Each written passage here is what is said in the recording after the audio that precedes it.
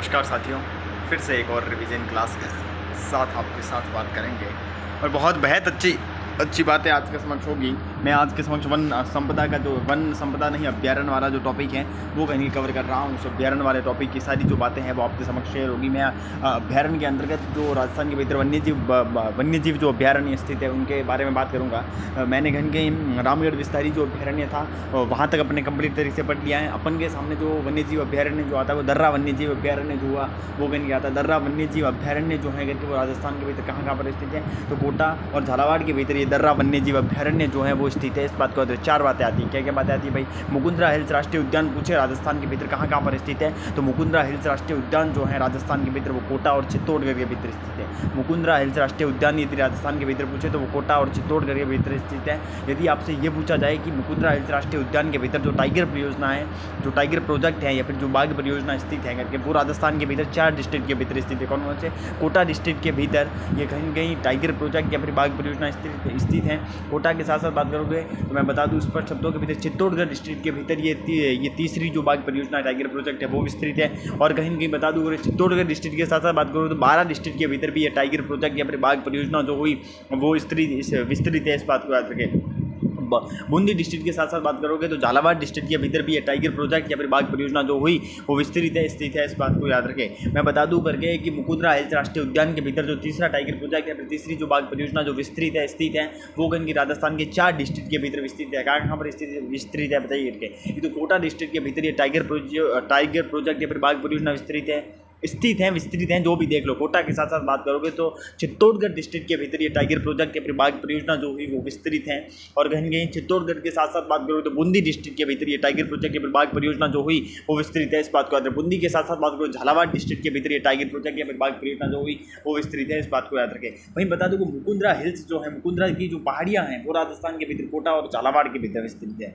मैं बता दूँ करके कि जो मुकुंदरा हिल्स हैं, जो मुकुंदरा की पहाड़ियाँ हैं वो राजस्थान के भीतर कोटा और झालावाड़ के भीतर स्थित है। इस बात को याद जो है वो याद रखें। मुकुंदरा जो ये जो दर्रा वन्यजीव अभ्यारण्य है वो राजस्थान के भीतर कोटा और झालावाड़ के भीतर स्थित है। दर्रा वन्यजीव अभ्यारण्य राजस्थान के भीतर कोटा और झालावाड़ के भीतर स्थित है। मैंने कहा था कि ये जो दर्रा वन्यजीव अभ्यारण्य है इसे अभ्यारण्य जो घोषित किया गया था वो 1955 के भीतर घोषित किया गया था। और कहीं 9 जनवरी 2012 को इसे क्या किया था?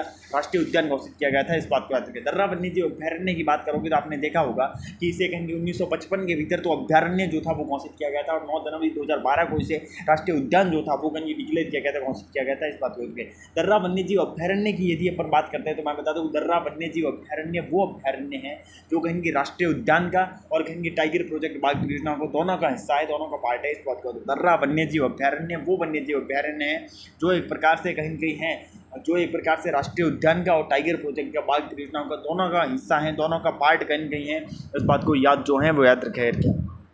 यदि अपन और बातें करें तो मैं बहुत ही अच्छे शब्दों के भीतर आपको बता सकता हूँ। यदि अपन और बातें करें तो मैं बता दूँ दर्रा वन्यजीव अभ्यारण्य के बारे में और क्या कहोगे आप? दर्रा वन्यजीव अभ्यारण्य, हाँ, दर्रा वन्यजीव अभ्यारण्य वो अभ्यारण्य है जो गागरोनी तोतों के लिए प्रसिद्ध है। इस बात को याद रखें। दर्रा वन्यजीव अभ्यारण्य वो अभ्यारण्य है जो गागरोनी तोतों के लिए प्रसिद्ध है। इस बात को याद रखें। दर्रा वन्यजीव अभ्यारण्य के बाद बात करें तो हमारे सामने जो अभ्यारण्य, मैं डबल बार इसलिए बोल रहा हूँ क्योंकि रिवीजन करने के लिए बोल रहा हूँ ताकि चीज़ें थोड़ी घनी रिमेंबर रह सके, थोड़ी बहुत रिमेंबर रह सके। मारवाड़ी है, सब मारवाड़ी का कुछ ना कुछ तो पहचान होनी चाहिए। शब्दों में यदि मारवाड़ी शब्द नहीं, हिंदी बोलते हुए यदि मारवाड़ी शब्द आपके नहीं निकलता है, यकीन मानिए आप मारवाड़ी हैं ही नहीं। ये मारवाड़ी होने का संकेत है, ये मारवाड़ी होने की निशानी है। सब गर्व और फक्र होना चाहिए इस बात का कि हमारे शब्दों के अंतर्गत हम ना चाहते हुए भी मारवाड़ी शब्द निकल जाते हैं। ये अपनी भाई साहब फक्र की बात है साहब, इसको घबराने की या फिर उदास होने की आवश्यकता नहीं है, सीधी बात है। तो मैं बता दूँ मैं जो एक्चुअली बातें आपको जो कह रहा हूँ करके वो ये कह रहा हूँ करके दर्रा वन्यजीव अभ्यारण्य जो एक्चुअली हुआ करके उसके बाद बात करोगे करके तो हमारे सामने जो है करके वो जयसमंद जो अभ्यारण्य हुआ वो कहीं आता है। इस बात को करके जयसमंद अभ्यारण्य वो अभ्यारण्य जो सलूम्बर के भीतर स्थित है। क्योंकि जयसमंद झील भी कहाँ पर स्थित है भाई? जयसमंद झील भी कहाँ पर स्थित है? सलूम्बर के भीतर स्थित है। मैं बता दूँ उस पर शब्दों के भीतर हमारे सामने दर्रा वन्यजीव अभ्यारण्य की बात करो। जयसमंद अभ्यारण्य जो हुआ वो कहीं क्या था? जयसमंद अभ्यारण्य वो है जो राजस्थान के भीतर सलूम्बर के भीतर स्थित है। जयसमंद अभ्यारण्य की जो स्थापना हुई थी वो 1955 के भीतर इसकी स्थापना हुई थी। जयसमंद जो अभ्यारण्य है इसकी जो स्थापना हुई थी वो 1955 के भीतर इसकी जो स्थापना थी वो कहीं की हुई थी। इस बात को याद जो है वो याद रखे करके वहीं मैं बहुत ही अच्छे शब्दों के भीतर आपको बता सकता हूँ करके वही मैं बहुत ही अच्छे शब्दों के भीतर बता दूँ कि जयसमंद अभ्यारण्य वो अभ्यारण्य है जो पूरा के पूरा जयसमंद झील के आसपास के क्षेत्र के भीतर कहीं फैला हुआ है। इस बात को इसलिए जयसमंद अभ्यारण्य की बात करोगे तो मैं बता दूँ जयसमंद झील के आसपास ये अभ्यारण्य जो हैं वो तो विस्तृत है, वो है जयसमंद अभ्यारण्य। इस बात को जयसमंद अभ्यारण्य का एक उपनाम देखने को मिलता है। क्या उपनाम देखने को मिलता है? जयसमंद अभ्यारण्य वो अभ्यारण्य जिसे जलचरों की बस्ती जो है वो कहा जाता है। जलचरों की बस्ती क्यों कहा जाता है? क्योंकि जयसमंद अभ्यारण्य के भीतर जलीय जैव विविधता जो है वो बहुत अधिक पाई जाती है। जयसमंद अभ्यारण्य वो अभ्यारण्य इसका एक उपनाम देखने को मिलता है। जयसमंद अभ्यारण्य को जलचरों की बस्ती कहा जाता है। जलचरों की बस्ती क्यों कहा जाता है? क्योंकि इस जयसमंद अभ्यारण्य के भीतर जलीय जैव विविधता जो है वो बहुत अधिक देखने को मिलती है। जयसमंद अभ्यारण्य की बात करोगे तो राजस्थान के भीतर प्रमुख जो वन्य जीव अभ्यारण्य हमारे सामने आता है वो तालचापर अभ्यारण्य जो हुआ वो आता है। जो तालचापर अभ्यारण्य राजस्थान के भीतर चूरू डिस्ट्रिक्ट के भीतर स्थित तालचापर अभ्यारण्य की जो स्थापना हुई थी वो कहीं 1955 के बाद 1962 ईस्वी के भीतर ऐसे तालचापर अभ्यारण्य की स्थापना हुई थी। इस बात को जयसमंद अभ्यारण्य की बात करोगे तो राजस्थान के भीतर प्रमुख जो वन्य जीव अभ्यारण्य आता है वो तालचापर अभ्यारण्य आता है। तालचापर अभ्यारण्य वो है जो राजस्थान के भीतर चूरू डिस्ट्रिक्ट के भीतर स्थित है। तालचापर अभ्यारण्य की जो स्थापना एक्चुअली हुई थी करके वो 1955 के बाद 1962 ईस्वी के भीतर तालचापर अभ्यारण्य की स्थापना हुई थी। तालचापर अभ्यारण्य वो अभ्यारण्य जो काले हिरणों के लिए, कृष्ण मर्ग के लिए काफ़ी प्रसिद्ध है। इस बात को याद रखिए। ये जो तालचापर अभ्यारण्य है ये काले हिरणों के लिए या फिर कृष्ण मर्ग जो हुए उनके लिए काफ़ी प्रसिद्ध हैं।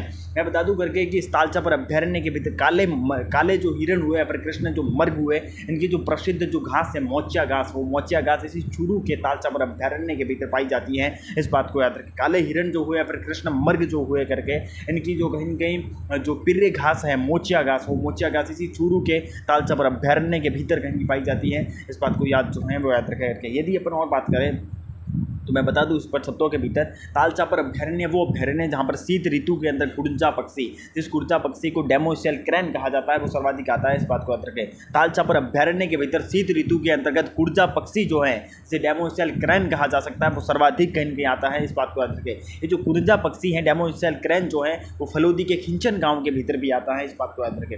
मैं बता दूँ करके कुड़जा जो पक्षी कहीं कहीं है जिसे डेमोसेल क्रैन कहा जा सकता है ये फलोदी के खिंचन गाँव के भीतर भी आता है। और फिर कहीं की बात करें तो हमारे सामने जो बात आती है करके वो क्या बात आती है बताइए करके। तो मैं बता दूं कि वर्तमान के भीतर जो तालचापर अभ्यारण्य जहाँ पर है महाभारत काल के अंतर्गत वहाँ पर गुरु द्रोणाचार्य का आश्रम हुआ करता था। मैं बता दूं तालचापर अभ्यारण्य वर्तमान के भीतर जहाँ पर है वहाँ पर महाभारत काल के अंतर्गत गुरु द्रोणाचार्य का आश्रम जो था वो हुआ करता था। वहीं बात करें करके तो क्या बात आती है तालचापर अभ्यारण्य के संबंध में। तालचापर अभ्यारण्य के संबंध में और क्या बात करोगे करके तालचापर अभ्यारण्य जो हुआ करके। हाँ मैं बता दूं राजस्थान के भीतर वन विभाग के अंतर्गत प्रशिक्षण हेतु प्रमुख जो प्रशिक्षण केंद्र स्थित है वन्य जीव प्रबंधन एवं रेगिस्तान पारितंत्र जो प्रशिक्षण केंद्र है वो पानही तालचापर अभ्यारण्य चूरू के भीतर स्थित है। इस बात को करके राजस्थान वन विभाग के भीतर जो प्रशिक्षण केंद्र एक्चुअली स्थित है वन्य जीव प्रबंधन एवं रेगिस्तान पारितंत्र करके जो प्रशिक्षण केंद्र है वो पानही तालचापर अभ्यारण्य चूरू के भीतर स्थित प्रमुख प्रशिक्षण केंद्र है। इस बात को याद रखें। तालचापर अभ्यारण्य के बाद बात करोगे तो राजस्थान के भीतर प्रमुख वन्य जीव अभ्यारण्य जो आता है वो कुंभलगढ़ अभ्यारण्य जो हुआ वो आता है। देखिए कुंभलगढ़ अभ्यारण्य राजस्थान के भीतर जो है वो कहाँ पर स्थित है बताइए। तो कुंभलगढ़ अभ्यारण्य राजस्थान के 3 जिलों के भीतर स्थित है, वो कहाँ पर स्थित है बताइए। तालचापर अभ्यारण्य के बाद बात करोगे तो हमारे सामने कुंभलगढ़ अभ्यारण्य आता है। कुंभलगढ़ अभ्यारण्य वो अभ्यारण्य जो राजस्थान के भीतर 3 जिलों के भीतर स्थित है। कौन कौन से जिलों के भीतर स्थित है बताइए। तो राजसमंद डिस्ट्रिक्ट के भीतर कुंभलगढ़ अभ्यारण्य स्थित है। राजसमंद डिस्ट्रिक्ट के भीतर कुंभलगढ़ अभ्यारण्य स्थित है। राजसमंद के साथ साथ बात करोगे तो पाली डिस्ट्रिक्ट के भीतर ये कहीं कहीं कुंभलगढ़ जो अभ्यारण्य हुआ वो स्थित है। राजसमंद के साथ साथ पाली डिस्ट्रिक्ट के भीतर कुंभलगढ़ अभ्यारण्य जो है वो स्थित है। पाली डिस्ट्रिक्ट के साथ साथ बात करोगे तो आप बहुत अच्छे से कहेंगे यहाँ पर कह सकते हो उदयपुर डिस्ट्रिक्ट के भीतर ये जो कहीं कहीं कुंभलगढ़ अभ्यारण्य जो हुआ वो स्थित है।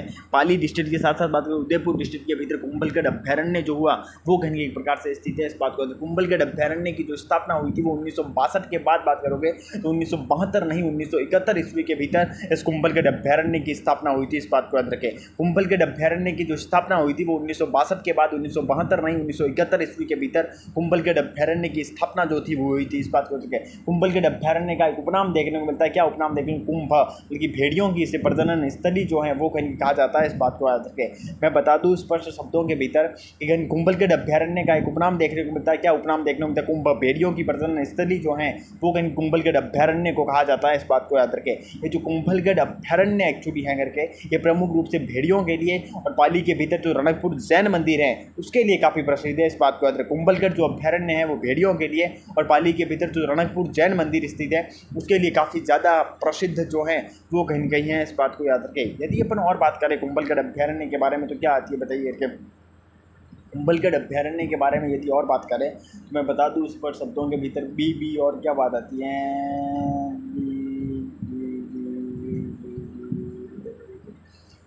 कुंभलगढ़ अभ्यारण्य के बारे में और क्या बातें आ सकती हैं हमारे सामने। कुंभलगढ़ अभ्यारण्य के बारे में और क्या बातें आ सकती हैं। कुंभलगढ़ अभ्यारण्य जो हुआ करके उसके बारे में क्या बातें आ सकती हैं। कुंभलगढ़ अभ्यारण्य के बारे में क्या बातें आ सकती हैं बताइए करके, विकास बताइए। कुंभ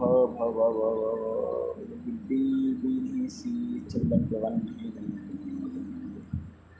हाँ बी नहीं सी, बल्कि चंदन के वृक्ष जो हैं, चंदन के वृक्षों की सर्वाधिक जो चंदन के वृक्ष जो हैं करके, चंदन के वृक्ष जो हैं वो सर्वाधिक पाए जाते हैं कुंभलगढ़ अभ्यारण्य के भीतर। इस बात को याद रखें। मैं बता दूँ बी नहीं सी, मैं बता दूँ कुंभलगढ़ अभ्यारण्य वो अभ्यारण्य है जहाँ पर चंदन के जो वन हुए वो कहीं सर्वाधिक पाए जाते हैं। इस बात को याद जो है वो याद रखेगा करके। यदि अपन और बातें करें तो मैं बहुत ही अच्छे शब्दों के भीतर आपको बता सकता हूँ कि यदि अपन और बातें करें करके तो मैं बहुत ही अच्छे शब्दों के भीतर आपको बता सकता हूँ कि वो जो एक्चुअली बात जो कह रहा हूँ कि वो बात ये कह रहा हूँ के वो बात जो कह रहा हूँ के वो बात ये कह रहा हूँ के हाँ, कुंभलगढ़ अभ्यारण्य वो अभ्यारण्य जहाँ पर कहीं न कहीं बी नहीं है, एंटीलोप प्रजाति जो हुई करके उस एंटीलोप प्रजाति के चौचिंगा जिसके 4 सिंग होते हैं वो कहीं पाए जाते हैं। इस बात को कुंभलगढ़ अभ्यारण्य के भीतर एंटीलोप प्रजाति के चौचिंगा जिसके 4 सिंग होते हैं वो कहीं के एक प्रकार से पाए जाते हैं। इस बात को याद जो है करके।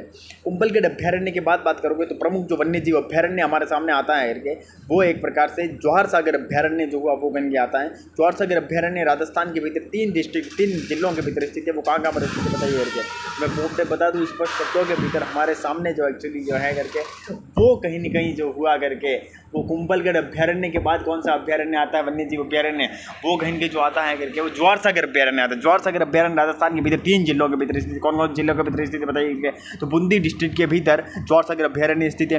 बूंदी डिस्ट्रिक्ट के भीतर जवाहर सागर अभ्यारण्य जो स्थित है। बूंदी जिले के साथ बात करो डी नहीं सी, चित्तौड़गढ़ डिस्ट्रिक्ट के भीतर ये जो कहीं के हुआ करके जवाहर सागर अभ्यारण्य स्थित है। बूंदी डिस्ट्रिक्ट के साथ साथ बात करो बी नहीं सी, मतलब कि चित्तौड़गढ़ डिस्ट्रिक्ट के भीतर ये कहीं जवाहर सागर अभ्यारण्य जो हुआ वो स्थित है। इस बात को चित्तौड़गढ़ डिस्ट्रिक्ट के साथ साथ बात करो कोटा डिस्ट्रिक्ट के भीतर ये जो कहीं ये कहेंगे जवाहर सागर अभ्यारण्य जो हुआ वो स्थित है। इस बात को चित्तौड़गढ़ डिस्ट्रिक्ट के साथ साथ कोटा डिस्ट्रिक्ट के भीतर भी मैं बता कोटा डिस्ट्रिक्ट के भीतर भी जवाहर सागर जो अभ्यारण्य हुआ वो कहीं कहीं स्थित है। इस बात को याद रखें करके। जवाहर सागर अभ्यारण्य की जो स्थापना की गई थी वो कभी स्थापना की गई थी बताइए करके 1975 के भीतर। 1971 के बाद 1975 के भीतर इसकी स्थापना हुई थी। जवाहर सागर अभ्यारण्य की जो स्थापना की गई थी 1971 के बाद 1975 के भीतर इसकी जो स्थापना थी वो कहीं की गई थी। इस बात को याद रखें। और क्या बात करेगा पुट्टे तो बता। जवाहर सागर अभ्यारण्य के बारे में और बात करें तो मैं बहुत अच्छे शब्दों के भीतर आपको बता सकता हूँ।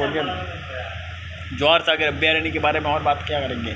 जवाहर सागर अभ्यारण्य एक्चुअली हुआ करते हैं जवाहर सागर अभ्यारण्य, हाँ जवाहर सागर अभ्यारण्य वो अभ्यारण्य जिसके भीतर चंबल रिवर जो है, चंबल जो नदी है वो कहीं की बात करती है। करके मैं बता दूं करके कि जवाहर सागर अभ्यारण्य के भीतर चंबल नदी जो है वो बात करती है। जब जवाहर सागर अभ्यारण्य के भीतर चंबल नदी बहती है तो ऑब्वियसली बात है कि जवाहर सागर अभ्यारण्य वो अभ्यारण्य है जो घड़ियालों के लिए प्रसिद्ध है। इस बात को याद रखें। क्यों मैं बता दूँ स्पष्ट शब्दों के भीतर चंबल नदी जब जवाहर सागर अभ्यारण्य के भीतर चंबल नदी बहती है। चंबल नदी मतलब कि ये जो जवाहर सागर अभ्यारण्य जो है वो कहीं घड़ियालों के लिए काफ़ी प्रसिद्ध है। इस बात को याद रखें। यदि अपन और बात करें तो मैं बता दूं स्पष्ट शब्दों में, यदि अपन और बात करें तो मैं बता दूं मैं और बात करें करके मैं बता दूं करके जवाहर सागर अभ्यारण्य वो अभ्यारण्य जहाँ पर उत्तर भारत का प्रथम सर्प उद्यान या फिर कहीं के जो स्नैक जो पार्क था वो कहीं स्थापित किया गया था। इस बात को याद रखा करके मैं बता दूं स्पष्ट शब्दों के भीतर आपको कि कहीं के जवाहर सागर अभ्यारण्य वो अभ्यारण्य जहाँ पर उत्तर भारत का प्रथम सर्प उद्यान जो था, वो सांप जो पार्क था, स्नैक जो पार्क था वो स्थापित किया गया था।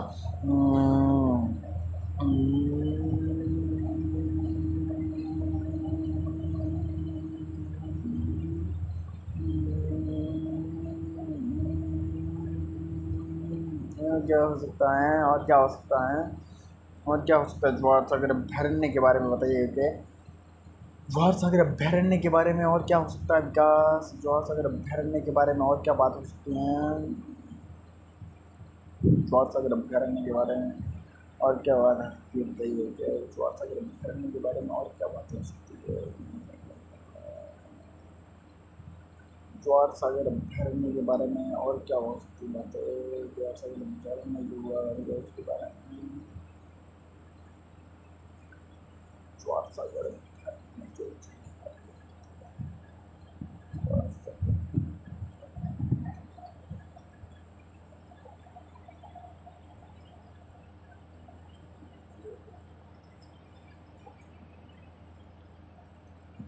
ज्वार सागर अभ्यारण्य के बारे में और क्या बात है।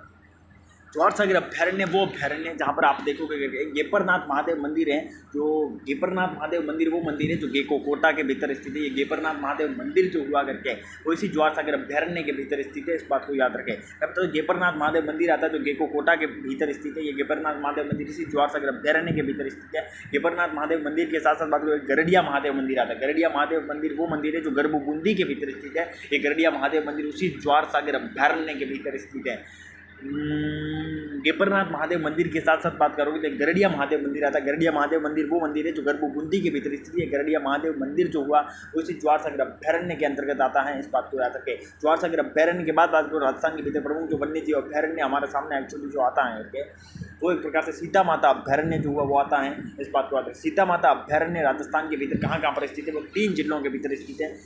मैं बता दूं करके कि ज्वार सागर अभ्यारण्य के बाद बात करें राजस्थान के भीतर प्रमुख जो वन्य जीव अभ्यारण्य आता है वो सीता माता अभ्यारण्य आता है। सीता माता अभ्यारण्य राजस्थान के 3 जिलों के भीतर स्थित कहाँ पर एक तो प्रतापगढ़ डिस्ट्रिक्ट के भीतर ये सीता माता अभ्यारण्य स्थित है। प्रतापगढ़ जिले के भीतर सीता माता अभ्यारण्य स्थित है। प्रतापगढ़ के साथ चित्तौड़गढ़ जिले के भीतर सीता माता अभ्यारण्य जो है वो स्थित है। इस बात को याद रखें। प्रतापगढ़ जिले के साथ साथ चित्तौड़गढ़ डिस्ट्रिक्ट के भीतर सीता माता अभ्यारण्य जो हुआ स्थित। चित्तौड़गढ़ के साथ साथ सोलूंगढ़ डिस्ट्रिक्ट के भीतर सीता माता अभ्यारण्य जो हुआ वो स्थित है। इस बात को सीता माता अभ्यारण्य की जो स्थापना की गई थी वो 1975 के बाद बात करो तो 1979 के भीतर सीता माता अभ्यारण्य की स्थापना की गई थी। सीता माता अभ्यारण्य की जो स्थापना की गई थी वो 1975 के बाद बात करोगे तो 1979 के भीतर सीता माता अभ्यारण्य की स्थापना की गई थी। इस बात को याद रखें। सीता माता अभ्यारण्य वो अभ्यारण्य इसका एक उपनाम देखने को मिलता है।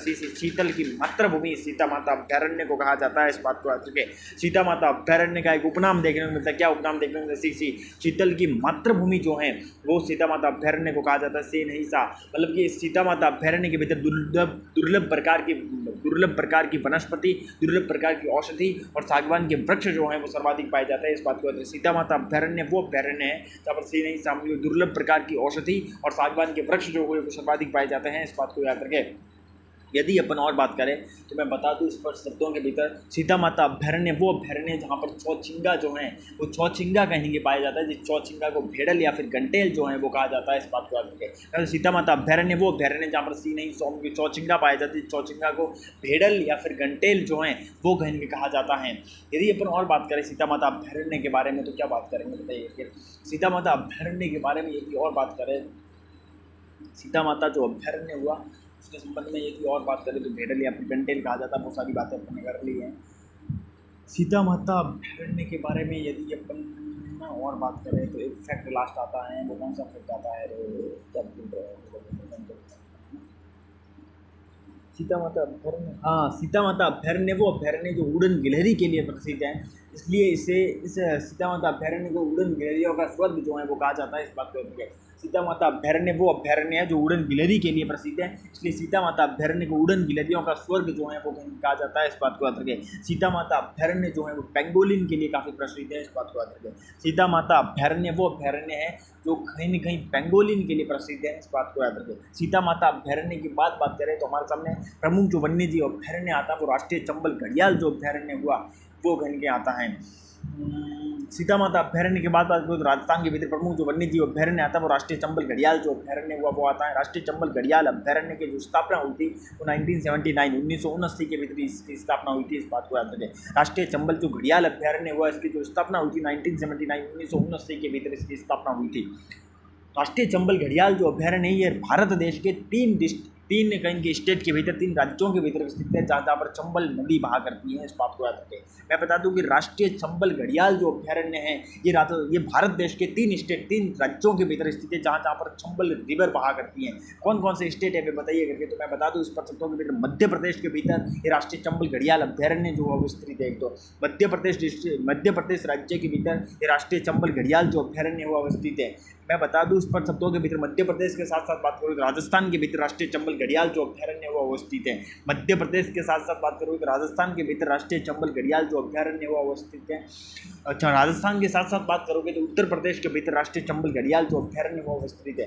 राजस्थान के साथ साथ उत्तर प्रदेश के भीतर राष्ट्रीय चंबल घड़ियाल जो अभ्यारण्य हुआ अवस्थित है। इस बात को इन 3 राज्यों की बात करूँ तो राजस्थान के भीतर ये जो राष्ट्रीय चंबल जो घड़ियाल अभ्यारण्य है वो राजस्थान के 5 जिलों के भीतर विस्तृत है, जहाँ पर चंबल रिवर बहा करती है। इस बात को याद रखें। मैं बता राष्ट्रीय चंबल जो घड़ियाल अभ्यारण्य है राजस्थान के भीतर 5 जिलों के भीतर स्थित, जहाँ पर चंबल नदी जो है वो स्थित है, बहा करती है। इस बात को धौलपुर जो कहीं धौलपुर जो डिस्ट्रिक्ट है उस धौलपुर डिस्ट्रिक्ट के बाद ये चंबल नदी यूपी के अंदर बहना शुरू कर देती है। मतलब कि आप कैसे धौलपुर डिस्ट्रिक्ट के भीतर राष्ट्रीय चंबल घड़ियाल जो अभ्यारण्य हुआ वो स्थित है। एक तो धौलपुर डिस्ट्रिक्ट के बाद बात करोगे तो कहीं ये जो कहीं की चंबल नदी हुई वो कहीं यूपी के भीतर बहना शुरू कर देती है। मतलब धौलपुर डिस्ट्रिक्ट के भीतर राष्ट्रीय चंबल घड़ियाल जो अभ्यारण्य हुआ वो स्थित है। इस बात पर धौलपुर डिस्ट्रिक्ट के साथ साथ बात करोगे करौली डिस्ट्रिक्ट के भीतर राष्ट्रीय चंबल जो घड़ियाल अभ्यारण्य हुआ वो स्थित है। इस बात को याद रखें। करौली डिस्ट्रिक्ट के साथ साथ बात करोगे तो सवाई माधोपुर डिस्ट्रिक्ट के भीतर राष्ट्रीय चंबल घड़ियाल अभ्यारण्य में स्थित है।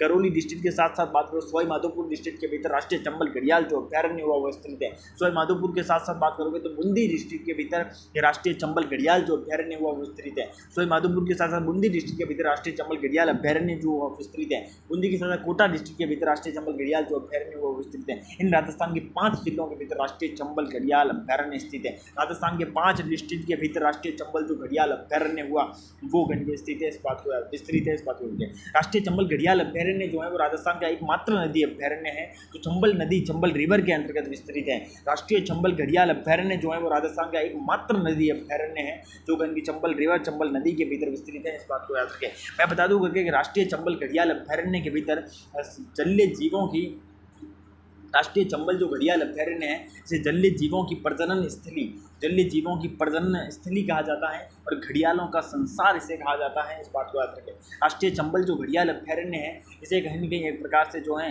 इसे एक प्रकार से कहीं न कहीं जो है करके इसे एक प्रकार से जलीय जो कहीं के जीव हुए जलीय जीवों की प्रजनन स्थली कहा जाता है और घड़ियालों का संसार इसे कहा जाता है। इस बात को याद रखें।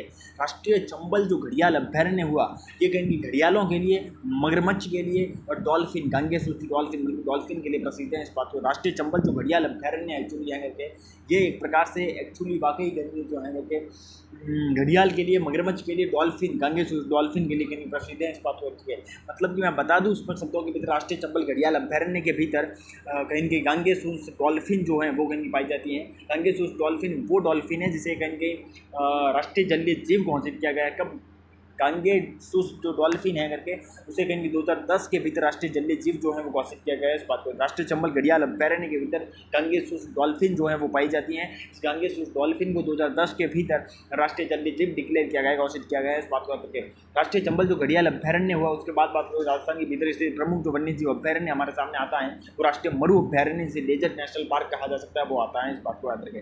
मैं बता दूं करके कि राष्ट्रीय चंबल घड़ियाल अभ्यारण्य के बाद बात करूँ राजस्थान के भीतर प्रमुख जो वन्यजीव अभ्यारण्य आता है वो राष्ट्रीय मरु अभ्यारण्य जो हुआ वो आता है। राष्ट्रीय मरु अभ्यारण्य वो है जिसे डेजर्ट नेशनल पार्क जो है वो कहा जा सकता है। ये जो राष्ट्रीय मरु अभ्यारण्य है जिसे डेजर्ट नेशनल पार्क कहा जा सकता है ये राजस्थान के भीतर जैसलमेर और बाड़मेर के भीतर 3,162,362 वर्ग किलोमीटर क्षेत्रफल के भीतर विस्तृत राजस्थान का सबसे बिगेस्ट अभ्यारण्य है। इस बात को याद रखें। राष्ट्रीय मरु अभ्यारण्य जो है जिसे डेजर्ट नेशनल पार्क कहा जाता है ये राजस्थान के भीतर जैसलमेर और बाड़मेर के भीतर 3,162,362 वर्ग किलोमीटर क्षेत्रफल के भीतर स्थित क्षेत्रफल की दृष्टि से राजस्थान का सबसे बिगेस्ट सबसे बड़ा राष्ट्रीय बड़ा कहेंगे अभ्यारण्य जो है वो बन गई हैं। इस बात को याद रखें। यदि अपन और बात करें सबसे बड़ा अभ्यारण्य जो है वो बन गई हैं। इस बात को याद रखें। सबसे बड़ा अभ्यारण्य जो है वो बन गई हैं। इस बात को याद रखें। ये जो राष्ट्रीय मरु अभ्यारण्य है जिसे डेजर्ट नेशनल पार्क कहा जाता है इसकी जो स्थापना की गई थी करके वो 1979 के बाद 1980 के भीतर 1980 में भी कब 4 अगस्त 1980 को इस राष्ट्रीय मरु अभ्यारण्य डेजर्ट नेशनल पार्क की स्थापना जो की गई थी। राष्ट्रीय मरु अभ्यारण्य डेजर्ट नेशनल पार्क की जो स्थापना की गई थी वो 1979 के बाद 1980 क्योंकि 4 अगस्त 1980 को इसकी जो स्थापना थी करके वो इसकी स्थापना करने की गई थी। इस बात को याद रखें। यदि अपन और बातें करें यदि अपन और बातें करते हैं तो वो क्या बातें करते हैं बताइए। जब यदि अपन और यदि बातें कर रहे हैं तो क्या बातें करते हैं बताइए। यदि अपन और बातें करते हैं तो क्या बातें करते हैं बताइए।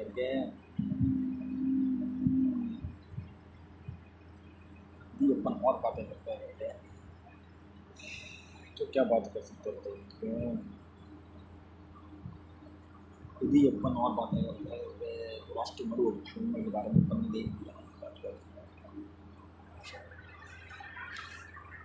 राष्ट्रीय मरु अभ्यारण्य जो है उसके बारे में और क्या बातें कर रहे हैं। राष्ट्रीय मरु अभ्यारण्य के बारे में, राष्ट्रीय मरु अभ्यारण्य की स्थापना की जो बात थी वो उसके बाद बात कर रहे थे तो क्या बात आती बताइए।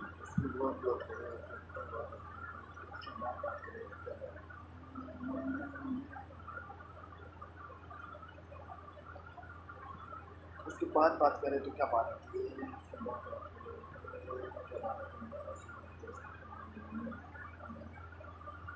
बता दूँ उसमें सबको बता दूँ उस पर शब्द जो करते हैं। हाँ, मैं इसे कहने की राष्ट्रीय मरु अभ्यारण्य कह रहा हूँ, डेजर्ट नेशनल पार्क जरूर कह रहा हूँ, लेकिन नेशनल पार्क है नहीं, क्योंकि इसे राष्ट्रीय उद्यान का दर्जा जो है वो नहीं मिल रखा है। इस बात को पे राष्ट्रीय मरु अभ्यारण्य जो है डेजर्ट नेशनल पार्क है, उसे नेशनल पार्क मैं यूँ ही कह रहा हूँ, बाकी राष्ट्रीय उद्यान का कहीं से दर्जा जो है वो कहीं की नहीं मिल रखा है। इस बात को याद जो है बात रखें। यदि अपन और बात करें तो मैं बहुत ही बेहतर शब्दों के भीतर आपको बता सकता हूँ। क्या मैं बता दूँ करके स्पष्ट शब्दों के भीतर। हाँ, एक बात ये आती है कि राष्ट्रीय मरु अभ्यारण्य जो है जिसे डेजर्ट नेशनल पार्क कहा जा सकता है, इसका उपनाम देखो गोडावन की शरण स्थली से कहा जाता है। इस बात में राष्ट्रीय मरु अभ्यारण्य या फिर डेजर्ट नेशनल पार्क का एक उपनाम देखने को मिलता है, इसे गोडावन की शरण स्थली जो है वो कहा जाता है। राष्ट्रीय मरु अभ्यारण्य या फिर डेजर्ट नेशनल पार्क के भीतर एक गोडावन प्रजनन केंद्र जो है वो स्थित है। राष्ट्रीय मरु अभ्यारण्य या फिर डेजर्ट नेशनल पार्क जो हुआ वहाँ पर गोडावन प्रजनन केंद्र जो हुआ वो स्थित है। यदि अपन बात करोगे तो राजस्थान के भीतर जो लाठी सीरीज क्षेत्र है वो इसी राष्ट्रीय मरु अभ्यारण्य डेजर्ट नेशनल पार्क के अंतर्गत आती है। इस बात को राजस्थान के भीतर जो लाठी सीरीज क्षेत्र है वो इसी राष्ट्रीय मरु अभ्यारण्य डेजर्ट नेशनल पार्क के अंतर्गत आती है। इस बात को लाठी सीरीज क्षेत्र जो हुआ उसके साथ साथ बात करोगे तो एक आकलवुड फॉसिलस जो पार्क हुआ वो बन के आता है। जो आकलवुड जो फॉसिलस पार्क कहती गई हैं, जो काष्ठ जीवाश्म 18 करोड़ वर्ष पूर्व के जहाँ पर काष्ठ जीवाश्म मौजूद हैं, वो ऐसा जीवाश्म उद्यान आकलवुड फॉसिलस पार्क राष्ट्रीय मरु अभ्यारण्य डेजर्ट नेशनल पार्क के भीतर स्थित है। इस बात को लाठी सीरीज क्षेत्र के साथ साथ आकलवुड फॉसिलस पार्क जो है जहाँ पर 18 करोड़ वर्ष पूर्व के काष्ठ जीवाश्म कहीं की मौजूद है, वो जीवाश्म उद्यान वो जो आकलवुड फॉसिलस पार्क कहीं है वो राष्ट्रीय मरु अभ्यारण्य डेजर्ट नेशनल पार्क के भीतर स्थित है। इस बात को राष्ट्रीय मरु अभ्यारण्य डेजर्ट नेशनल पार्क के बाद बात करो तो राजस्थान के भीतर प्रमुख जो वन्यजीव अभ्यारण्य हमारे सामने आता है वो कैला देवी अभ्यारण्य आता है। कैला देवी अभ्यारण्य वो अभ्यारण्य है जो करौली डिस्ट्रिक्ट और कहीं के सवाई माधोपुर डिस्ट्रिक्ट के भीतर स्थित है। इस बात को याद रखिए। मैं बता दूं स्पष्ट शब्दों के भीतर कि राष्ट्रीय मरु अभ्यारण्य डेजर्ट नेशनल पार्क के बाद राजस्थान के भीतर प्रमुख जो वन्यजीव अभ्यारण्य हमारे सामने आता है वो कैला देवी अभ्यारण्य आता है। केवल कैला देवी अभ्यारण्य वो अभ्यारण्य है जो राजस्थान के भीतर करौली डिस्ट्रिक्ट के भीतर और सवाई माधोपुर डिस्ट्रिक्ट के भीतर स्थित है। ये जो कैला देवी अभ्यारण्य है इसकी जो स्थापना कहीं की गई थी 1980 के बाद 1982 के भीतर 1982 के भीतर कैला देवी अभ्यारण्य की स्थापना जो थी वो की गई थी। कैला देवी अभ्यारण्य की स्थापना की गई थी 1980 के बाद 1982 के भीतर इस कैला देवी अभ्यारण्य की स्थापना जो थी वो गई थी। कैला देवी अभ्यारण्य के बारे में और बात करें, कैला देवी अभ्यारण्य वो अभ्यारण्य जो क्षेत्रफल की दृष्टि से राजस्थान में दूसरा बड़ा अभ्यारण्य है। इस बात को मैं बता दूं करके इस पर शब्दों में कैला देवी अभ्यारण्य वो अभ्यारण्य है जो क्षेत्रफल की दृष्टि से राजस्थान का दूसरा बड़ा अभ्यारण्य जो है वो बन गई है। इस बात को जब मैंने कहा कि कैला देवी अभ्यारण्य वो अभ्यारण्य जो करौली और सवाई माधोपुर के भीतर स्थित है। आपने देखा होगा दोगमन राजस्थान के भीतर कहाँ पर सर्वाधिक पाए जाते हैं, अर्धशुष्क मरुस्थलीय प्रदेश के भीतर दोगमन सर्वाधिक पाए जाते हैं। अरावली पर्वतीय प्रदेश के भीतर दोगमन सर्वाधिक पाए जाते हैं। अरावली पर्वतीय प्रदेश के साथ करौली और सवाई माधोपुर डिस्ट्रिक्ट के भीतर ये दोगमन सर्वाधिक पाए जाते हैं। इसका अर्थ ये हुआ कि कहीं कहीं कैला देवी अभ्यारण्य हमारा करौली और सवाई माधोपुर के भीतर स्थित है, और कैला देवी अभ्यारण्य के भीतर सर्वाधिक ध्वक वन जो हुए वो कहीं एक प्रकार से पाए जाते हैं। इस बात को मैं बता दूं करके कैला देवी जो अभ्यारण्य है वो राजस्थान के भीतर करौली डिस्ट्रिक्ट और सवाई माधोपुर डिस्ट्रिक्ट के भीतर स्थित है। आपको पता है। मैं बता दूं इस पर शब्दों के भीतर राजस्थान में ध्वक वन जो हुए वो सर्वाधिक कहाँ पर पाए जाते हैं, अर्धशुष्क मरुस्थलीय प्रदेश के भीतर राजस्थान में ध्वक वन सर्वाधिक पाए जाते हैं। अर्धशुष्क मरुस्थलीय प्रदेश के साथ साथ बात करो तो अरावली पर्वतीय प्रदेश के भीतर राजस्थान में ध्वक वन सर्वाधिक पाए जाते हैं। अरावली पर्वतीय प्रदेश के साथ साथ बात करो करौली डिस्ट्रिक्ट और सवाई माधोपुर डिस्ट्रिक्ट के भीतर डॉग जो हैं वो सर्वाधिक पाए जाते हैं।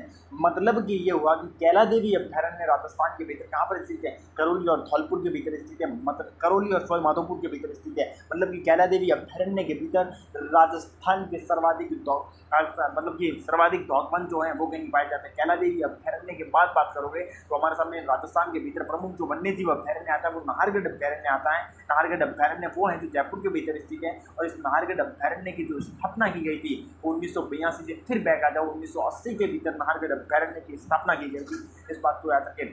कैला देवी अभ्यारण्य की बात करोगे तो राजस्थान के भीतर प्रमुख जो वन्य जीव अभ्यारण्य हमारे सामने आता है वो नाहरगढ़ अभ्यारण्य आता है। नाहरगढ़ अभ्यारण्य वो है जो जयपुर के भीतर स्थित है। इस नाहरगढ़ अभ्यारण्य की जो स्थापना की गई थी वो 1982 से, फिर बैक आ जाओ 1980 के भीतर नाहरगढ़ अभ्यारण्य की जो स्थापना थी वो की गई थी। नाहरगढ़ अभ्यारण्य वो अभ्यारण्य है से एक्जोटिक पार्क के रूप में विकसित जो है वो किया गया है। नाहरगढ़ अभ्यारण्य वो अभ्यारण्य से एक्जोटिक पार्क के रूप में विकसित किया गया है। इस बात को एक्जोटिक जो नाहरगढ़ अभ्यारण्य है से कहीं भी राजस्थान का जैविक उद्यान बायोलॉजिकल पार्क जो है वो कहीं डिक्लेयर किया गया है, घोषित किया गया है। इस बात को नाहरगढ़ जो अभ्यारण्य एक्जोटिक मतलब नाहरगढ़ अभ्यारण्य को राजस्थान का एक जैविक उद्यान एक बायोलॉजिकल पार्क जो है वो कहीं डिक्लेयर किया गया है, घोषित किया गया है। इस बात को नाहरगढ़ अभ्यारण्य की बात करें, नाहरगढ़ अभ्यारण्य वो अभ्यारण्य है जयपुर जंतुआलय से रामनिवास बाग कहा जा सकता है उससे स्थानांतरित किया गया, ट्रांसफर किया गया। नाहरगढ़ अभ्यारण्य वो अभ्यारण्य जिसे जयपुर जंतुआलय से जयपुर से रामनिवास बाग कहा जा सकता है उससे स्थानांतरित किया गया, ट्रांसफर किया गया है। इस नाहरगढ़ अभ्यारण्य के भीतर ये जो नाहरगढ़ जो अभ्यारण्य कहेंगे हुआ करते इस नाहरगढ़ अभ्यारण्य के भीतर नाहरगढ़ अभ्यारण्य को नाहरगढ़ जो अभ्यारण्य हुआ उसे लॉयन सफारी के रूप में विकसित किया गया। इस बात को आपके नाहरगढ़ अभ्यारण्य जो है इसे लॉयन सफारी के रूप में विकसित जो है वो कहीं किया गया है। नाहरगढ़ अभ्यारण्य वो अभ्यारण्य जहाँ पर देश का तीसरा डियर रेस्क्यू सेंटर भालू बचाव केंद्र जो है वो स्थापित किया गया है। नाहरगढ़ अभ्यारण्य के भीतर देश का तीसरा डियर रेस्क्यू सेंटर भालू बचाव केंद्र जो हुआ वो स्थापित किया गया है। नाहरगढ़ अभ्यारण्य के बाद बात करोगे नाहरगढ़ अभ्यारण्य के बाद बात करोगे तो राजस्थान के भीतर प्रमुख जो वन्य जीव अभ्यारण्य हमारे सामने आता है वो जमावा रामगढ़ अभ्यारण्य जो वो आता है। जमावा रामगढ़ अभ्यारण्य वो जयपुर के भीतर स्थित है। जमावा रामगढ़ अभ्यारण्य की जो स्थापना की गई थी वो 1980 के बाद 1983 के भीतर जमावा रामगढ़ अभ्यारण्य की स्थापना जो थी वो की गई थी। इस बात को याद रखें। मैं बता दूँ स्पष्ट शब्दों के भीतर नाहरगढ़ अभ्यारण्य के बाद बात करोगे तो हमारे सामने राजस्थान के भीतर प्रमुख जो वन्य जीव अभ्यारण्य आता है वो जमावा रामगढ़ अभ्यारण्य आता है। जमावा रामगढ़ अभ्यारण्य वो है जयपुर के भीतर स्थित है। जमावा रामगढ़ अभ्यारण्य की जो स्थापना की गई थी वो 1980 के बाद बात करोगे तो 1983 के भीतर जमावा रामगढ़ अभ्यारण्य की स्थापना जो थी वो की गई थी। इस बात को याद रखें। जमावा रामगढ़ अभ्यारण्य के बारे में यदि अपन और बात करेंगे जमावा रामगढ़ अभ्यारण्य की बात करें तो जमावा रामगढ़ एक बांध है, डैम है जो बाणगंगा नदी पर बना हुआ है। मतलब कि बाणगंगा नदी वो नदी है जो कहीं इसी जमावा रामगढ़ अभ्यारण्य से होकर बहा करती है। इस बात को याद रखें। आपको पता होगा कि जमावा रामगढ़ एक डैम है, बांध है जो बाणगंगा नदी पर बना हुआ है। बाणगंगा नदी वो नदी है जो जमावा रामगढ़ अभ्यारण्य के भीतर से होकर बहा करती है। इस बात को याद रखें। बाणगंगा नदी बी नहीं डी मतलब कि इस जमावा रामगढ़ अभ्यारण्य के भीतर डॉग वन जो है वो पाए जाते हैं। इस बात को याद रखें। बी नहीं डी मतलब कि जमावा रामगढ़ अभ्यारण्य के भीतर डॉग वन भी पाए जाते हैं।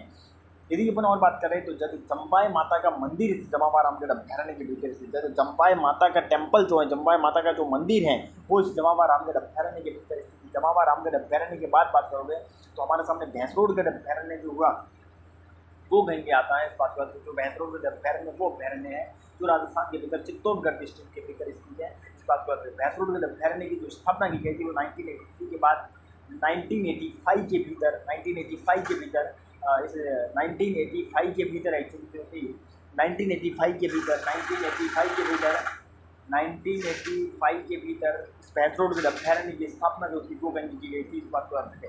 मैं बता दूं स्पष्ट शब्दों के भीतर आपको जमावा रामगढ़ अभ्यारण्य के बाद बात करोगे तो राजस्थान के भीतर प्रमुख जो वन्य जीव अभ्यारण्य हमारे सामने आता है वो एक प्रकार से वाकई जंगली जोनमेर के जो आता है वो भैंसरोडगढ़ अभ्यारण्य आता है। जो भैंसरोडगढ़ अभ्यारण्य चित्तौड़गढ़ डिस्ट्रिक्ट के भीतर स्थित है। इस भैंसरोडगढ़ अभ्यारण्य जो एक्चुअली हुआ करते हैं जो भैंसरोडगढ़ अभ्यारण्य हुआ इसकी जो स्थापना की गई थी वो 1982 के बाद 1985 के भीतर भैंसरोडगढ़ अभ्यारण्य की स्थापना जो थी वो की गई थी।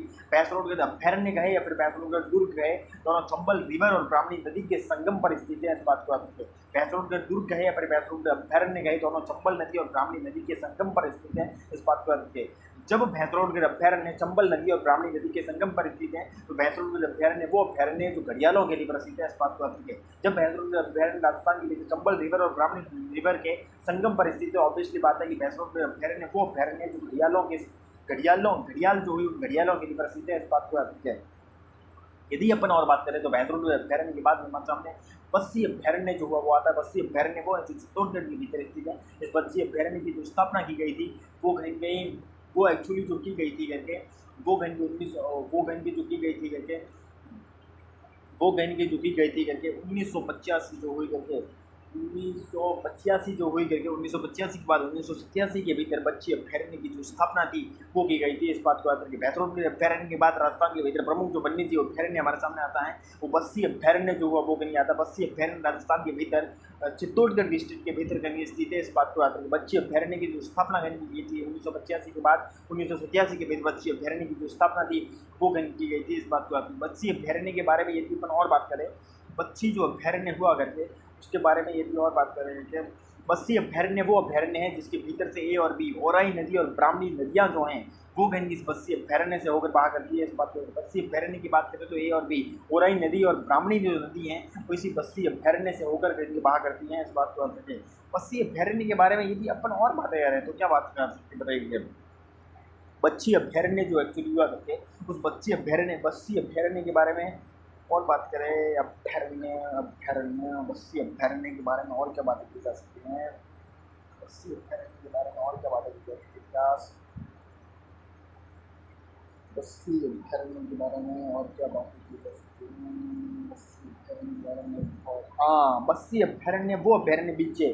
जलेश्वर महादेव मंदिर जो है वो बस्सी अभ्यारण्य के भीतर स्थित है। इस बात के बीच है क्योंकि जलेश्वर महादेव मंदिर है जो बस्सी अभ्यारण्य के भीतर स्थित है। इस बात बस्सी अभ्यारण्य के बाद बात करोगे तो राजस्थान के भीतर प्रमुख जो वन्य जीव अभ्यारण्य हमारे सामने आता है बस्सी शेरगढ़ अभ्यारण्य जो हुआ वो आता है। शेरगढ़ अभ्यारण्य वो अभ्यारण्य जो राजस्थान के भीतर 12 डिस्ट्रिक्ट के भीतर स्थित है। शेरगढ़ अभ्यारण्य की जो स्थापना की गई थी वो 1983 के भीतर की गई थी। इस बात की होती है। बस्सी अभ्यारण्य के बाद बात करो राजस्थान के भीतर प्रमुख जो वन्य जीव अभ्यारण्य हमारे सामने आता है बस्सी शेरगढ़ अभ्यारण्य आता है जो शेरगढ़ अभ्यारण्य 12 के भीतर स्थित है। इस शेरगढ़ अभ्यारण्य की जो स्थापना की गई थी वो 1983 के भीतर स्थित इसकी स्थापना जो थी वो की गई थी। इस बात की बात करें शेरगढ़ अभ्यारण्य की बात करें शेरगढ़ अभ्यारण्य वो अभ्यारण्य है इसका एक उपनाम देख रहे होंगे सांपों की चरण स्थली जो है शेरगढ़ अभ्यारण्य कहा जाता है। शेरगढ़ अभ्यारण्य का एक उपनाम देख रहे होंगे तो क्या उपनाम देख रहे होंगे सांपों की चरण स्थली जो है वो शेरगढ़ अभ्यारण्य को कहा जाता है। इस बात को याद रखें। यदि अपन और बात करें यदि अपन शेरगढ़ अभ्यारण्य के बारे में और यदि बात करते हैं तो क्या बात कर रहे थे। शेरगढ़ अभ्यारण्य जब 12 के भीतर स्थित है तो ऑब्वियसली बात है कि परमन नदी जो हुई वो इस शेरगढ़ अभ्यारण्य से होकर बहा करती है। इस बात को शेरगढ़ अभ्यारण्य जब राजस्थान के भीतर 12 डिस्ट्रिक्ट के भीतर स्थित है तो शेरगढ़ अभ्यारण्य वो अभ्यारण्य इसके भीतर परमन नदी जो है परमन जो रिवर है वो कहीं बहा करती हैं। इस बात को अंदर शेरगढ़ अभ्यारण्य के बारे में और क्या बातें आ सकती हैं। शेरगढ़ जो अभ्यारण्य हुआ एक और बात आती है। शेरगढ़ जो अभ्यारण्य हुआ करते हैं शेरगढ़ अभ्यारण्य के संबंध में और क्या बातें आती हैं। हाँ, शेरगढ़ अभ्यारण्य वो अभ्यारण्य जो शेरगढ़ दुर्ग के लिए प्रसिद्ध है। शेरगढ़ अभ्यारण्य वो अभ्यारण्य जो शेरगढ़ दुर्ग के लिए भी प्रसिद्ध है। शेरगढ़ अभ्यारण्य के बाद राजस्थान के भीतर प्रमुख जो वन्य जीव अभ्यारण्य हमारे सामने आता है वो टोडगढ़ अरावली जो अभ्यारण्य हुआ वो आता है। टोडगढ़ अरावली अभ्यारण्य की जो स्थापना की थी वो 1983 के भीतर टोडगढ़ अरावली अभ्यारण्य की स्थापना जो थी वो की गई थी। इस बात को याद रखें। शेरगढ़ अभ्यारण्य के बाद बात करें राजस्थान के भीतर प्रमुख जो वन्य जीव अभ्यारण्य एक्चुअली हमारे सामने जो आता है तो टोडगढ़ अरावली जो अभ्यारण्य एक्चुअली जो हुआ करके टोडगढ़ अरावली जो अभ्यारण्य एक्चुअली हुआ करके वो गण के हमारे सामने जो है वो गण के आता है। इस बात को टोडगढ़ अरावली जो अभ्यारण्य राजस्थान के भीतर स्थित है करके वो 1983 के टोडगढ़ अरावली अभ्यारण्य की स्थापना राजस्थान के भीतर जो हुई थी वो 1983 के भीतर हुई थी। टोडगढ़ अरावली अभ्यारण्य वो अभ्यारण्य जो राजस्थान के भीतर 3 जगह पर 3 जिलों के भीतर स्थित है। तो ब्यावर डिस्ट्रिक्ट के भीतर टोडगढ़ अरावली अभ्यारण्य स्थित है। ब्यावर के साथ साथ बात करोगे पाली डिस्ट्रिक्ट के भीतर टोडगढ़ अरावली अभ्यारण्य स्थित है। पाली डिस्ट्रिक्ट के साथ साथ बात करोगे तो आप बहुत अच्छे से पाओगे राजसमंद डिस्ट्रिक्ट के भीतर भी ये टोडगढ़ अरावली जो अभ्यारण्य हुआ वो स्थित है। टोडगढ़ अरावली अभ्यारण्य वो अभ्यारण्य जो राजस्थान के भीतर 3 जिलों के भीतर स्थित है। ब्यावर डिस्ट्रिक्ट के भीतर टोडगढ़ अरावली अभ्यारण्य जो हुआ वो स्थित है। ब्यावर के साथ साथ बात करो पाली डिस्ट्रिक्ट के भीतर टोडगढ़ अरावली जो अभ्यारण्य हुआ वो स्थित है। पाली के साथ साथ राजसमंद डिस्ट्रिक्ट के भीतर टोडगढ़ अरावली जो अभ्यारण्य हुआ वो स्थित है। टोडगढ़ अरावली अभ्यारण्य वो अभ्यारण्य जो राजस्थान के 3 संभागों के भीतर स्थित है। अजमेर संभाग के भीतर क्या तो जोधपुर संभाग के भीतर क्या तो और उदयपुर संभाग के भीतर ये टोडगढ़ अरावली अभ्यारण्य जो हुआ हुआ वो स्थित टॉडगढ़ अरावली अभ्यारण्य वो अभ्यारण्य है जो राजस्थान के भीतर 3 संभागों के भीतर स्थित। कौन संभाग? अजमेर संभाग के भीतर क्या था, जोधपुर संभाग के भीतर क्या था और उदयपुर संभाग के भीतर टॉडगढ़ अरावली जो अभ्यारण्य हुआ वो गंज स्थित है। इस बात को याद रखें। टॉडगढ़ अरावली अभ्यारण्य की यदि अपन और बात करें, टॉडगढ़ अरावली अभ्यारण्य वो अभ्यारण्य जिसका नाम कर्नल जेम्स टॉड के नाम पर टॉडगढ़ अरावली अभ्यारण्य रखा गया। टॉडगढ़ अरावली अभ्यारण्य वो अभ्यारण्य जिसका नाम कर्नल जेम्स टॉड के नाम पर रखा गया है। इस बात को याद रखें। टॉडगढ़ अरावली जो अभ्यारण्य है वो रेंज व जरखों के लिए काफी प्रसिद्ध है। इस बात को याद रखें। टॉडगढ़ अरावली जो अभ्यारण्य है वो राजस्थान के भीतर रेंज व जरखों के लिए काफी प्रसिद्ध है। टॉडगढ़ अरावली अभ्यारण्य की बात करें तो हमारे सामने प्रमुख जो वन्य जीव अभ्यारण्य एक्चुअली जो आता है वो एक प्रकार से फुलवारी की नाल जो अभ्यारण्य हुआ वो आता है। फुलवारी की नाल अभ्यारण्य वो अभ्यारण्य है नहीं का कोटड़ा उदयपुर के भीतर स्थित है। इस बात को याद रखें। इस फुलवारी की नाल अभ्यारण्य की जो स्थापना हुई थी वो 1983 के भीतर हुई थी। इस बात को याद जो है वो याद रखेंगे। मैं बता दूं स्पष्ट शब्द जो हुए उन शब्दों के भीतर बता दूं करके हमारे सामने जो है टॉडगढ़ अरावली जो अभ्यारण्य हुआ, टॉडगढ़ अरावली अभ्यारण्य की बात करोगे तो कौन सा अभ्यारण्य आता है हमारे सामने जो एक्चुअली आता है करके वो एक प्रकार से फुलवारी की नाल जो अभ्यारण्य हुआ वो कहीं के आता है। फुलवारी की नाल अभ्यारण्य वो अभ्यारण्य है। फुलवारी की नाल अभ्यारण्य वो अभ्यारण्य है जो फन क्या मतलब कि कोटला जो उदयपुर के अंतर्गत है वहाँ पर स्थित है। इस फुलवारी की नाल अभ्यारण्य की जो स्थापना की गई थी वो 1983 के भीतर इसकी स्थापना जो थी हुई थी। फुलवारी की नाल जो अभ्यारण्य है वो अभ्यारण्य है जिसके भीतर से मानसी नदी जो है सोम जो नदी हुई वो कहीं के इस फुलवारी की नाल अभ्यारण्य के भीतर से बहा करती है। इस बात को याद रखें। सोम जो रिवर है, सोम जो नदी है वो फुलवारी की नाल अभ्यारण्य के भीतर से बहा करती है। सोम के साथ साथ बात करोगे सोम मानसी करके एक नदी है, वो मानसी जो नदी एक्चुअली हुई करके वो इस टाइम के फुलवारी की नाल अभ्यारण्य से होकर बहा करती है। सोम नदी के साथ साथ बात करो सोम मानसी करके नदी है वो भी फुलवारी की नाल अभ्यारण्य से होकर बहा करती है। मानसी नदी के साथ साथ बात करो मावा वाकल करके एक नदी है वो भी फुलवारी की नाल अभ्यारण्य से होकर बहा करती है। मानसी नदी के साथ साथ बात करो मावा वाकल करके एक नदी है वो भी गंगे इस फुलवारी की नाल अभ्यारण्य से होकर गंगे बहा करती है।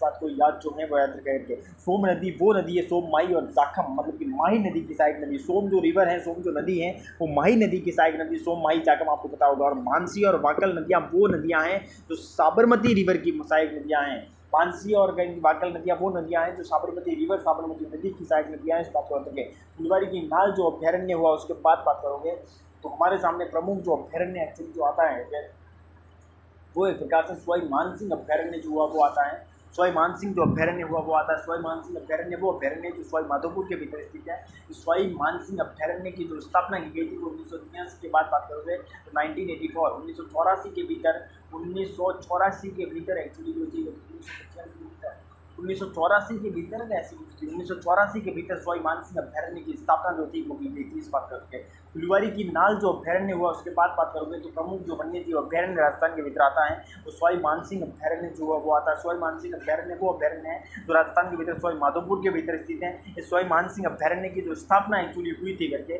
वो 1983 के बाद 1984 के भीतर इसकी स्थापना हुई थी। इस बात को सवाई मानसिंह अभ्यारण्य के बाद बात करोगे तो राजस्थान के भीतर प्रमुख जो वन्य जीव अभ्यारण्य हमारे सामने आता है वो सी नहीं बी बंद बारेठा अभ्यारण्य जो वो आता है। बंद बारेठा अभ्यारण्य वो अभ्यारण्य जो राजस्थान के भीतर बीबी भरतपुर डिस्ट्रिक्ट के भीतर गंगे स्थित है। इस बात को याद जो है वो याद रखे करके मैं बता दूं स्पष्ट शब्दों के भीतर बंद बारेठा अभ्यारण्य की जो स्थापना हुई थी वो 1984 के बाद 1985 के भीतर बंद बारेठा अभ्यारण्य की स्थापना जो थी वो हुई थी। इस बात को याद रखें। सवाई मानसिंह जो अभ्यारण्य हुआ उसके बाद बात करें तो राजस्थान के भीतर प्रमुख जो वन्य जीव अभ्यारण्य हमारे सामने एक्चुअली जो आता है वो सी नहीं भी बंद बारेठा अभ्यारण्य जो वो आता है। बंद बारेठा अभ्यारण्य वो अभ्यारण्य जो राजस्थान के भीतर भी भरतपुर डिस्ट्रिक्ट के भीतर स्थित प्रमुख अभ्यारण्य है। इस बात को याद रखें। बंद बारेठा अभ्यारण्य की जो स्थापना गंगे जो हुई थी करके वो 1984 के बाद 1985 के भीतर बंद बारेठा अभ्यारण्य की स्थापना जो थी वो कहीं हुई थी।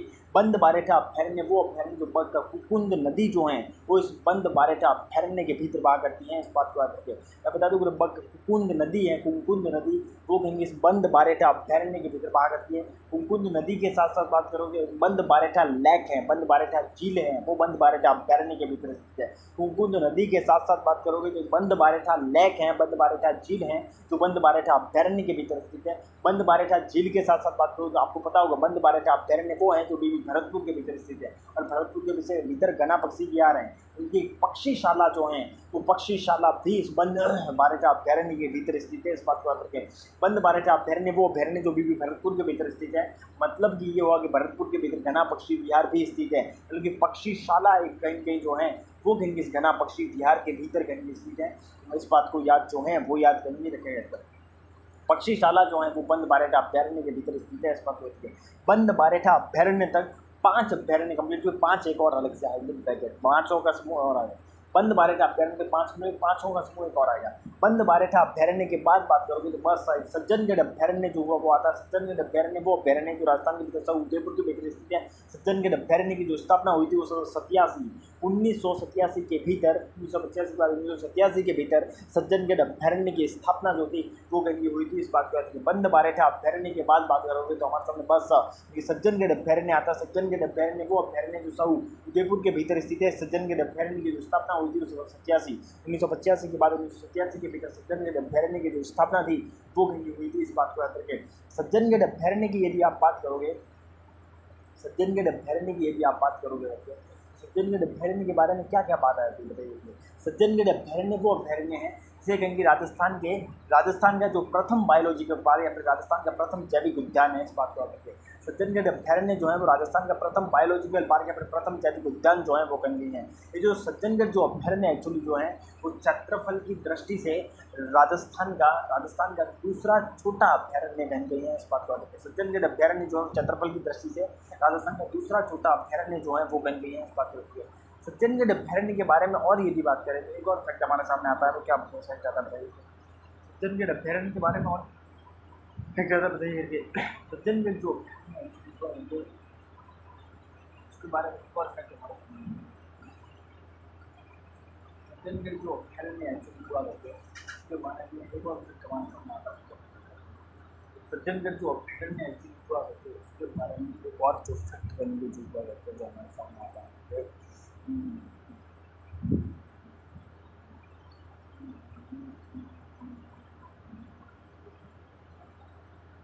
सज्जनगढ़ अभ्यारण्य के संबंध में एक और फैक्ट हमारे सामने आता है। वो कौन सा फैक्ट आता है बताइए।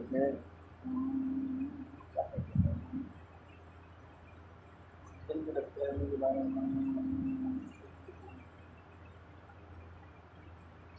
पता नहीं आता है। सज्जनगढ़ अभ्यारण्य के बाद बात करें या फिर बंद बारेठा अभ्यारण्य के बाद बात करें तो नहीं तो वन विहार अभ्यारण्य जो हुआ वो आता है। वन विहार अभ्यारण्य वो अभ्यारण्य जो धौलपुर के भीतर स्थित है। वन विहार अभ्यारण्य की जो स्थापना हुई थी वो 1955 के भीतर स्थापना हुई थी। इस बात में 85 वाला टाइम गया। अब मैं बता दूंगा कि सज्जनगढ़ अभ्यारण्य की बात करोगे तो हमारे सामने सज्जनगढ़ अभ्यारण्य की बात करें या फिर बंद बारेठा अभ्यारण्य की बात करें तो हमारे सामने नहीं तो वन विहार जो अभ्यारण्य हुआ वो आता है। वन विहार अभ्यारण्य वो अभ्यारण्य जो राजस्थान के भीतर धौलपुर के भीतर कहीं स्थित है। वन विहार अभ्यारण्य की जो स्थापना हुई थी वो 1955 के भीतर हुई थी। वन विहार जो अभ्यारण्य एक्चुअली हुआ करके उसके बाद बात करोगे तो हमारे सामने एक्चुअली जो अभ्यारण्य एक्चुअली जो आता है वन विहार जो अभ्यारण्य एक्चुअली हुआ करके उसके बाद बात करोगे करके वन विहार जो अभ्यारण्य एक्चुअली हुआ उसके बाद बात करोगे करके वन विहार जो अभ्यारण्य एक्चुअली हुआ उसके बाद बात करोगे करके तो हमारे सामने जो अभ्यारण्य एक्चुअली जो आता है कि वन विहार जो अभ्यारण्य एक्चुअली है उसके साथ वन विहार र एन की आप कह सकते हो, र एन की आप कह सकते हो, र एन की र पर कौन सा आता है? धौलपुर की बात करोगे तो धौलपुर के भीतर र पर कौन सा आता है? धौलपुर